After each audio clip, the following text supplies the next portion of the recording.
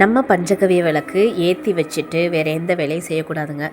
ஊதுபத்தி பொருத்துறதோ, சாம்பிராணி பொருத்துறதோ, சாமிக்கு பூ வைக்கிறது, தண்ணி வைக்கிறது எல்லாமே முன்னாடியே முடிச்சுட்டு, இந்த பஞ்சகவ்ய விளக்கை ஏற்றி வச்சுட்டு தூபக்கால்லையோ இல்லை அகலமான ஒரு பிளேட்லேயோ, அகலமான ஒரு மண் விளக்குலையோ இந்த விளக்கை ஏற்றி வச்சுட்டு, நெய் இல்லாட்டினா நல்லெண்ணெய் தான் இதுக்கு ப்ரிஃபர் பண்ணுற எண்ணெய். எப்பவும் போல் திரி போட்டு ஏற்றணும்.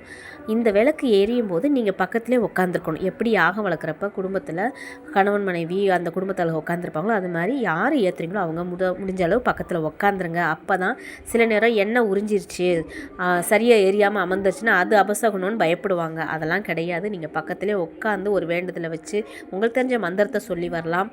பக்கத்தில் இருந்திங்கன்னா எக்ஸ்ட்ரா எண்ணெய் ஊற்றுங்க. அது எரியிறப்ப இன்னும் சரியாக எரியலைன்னா எண்ணெய் ஊற்றுனா ஃபுல்லாக நல்லாவே எரியும்.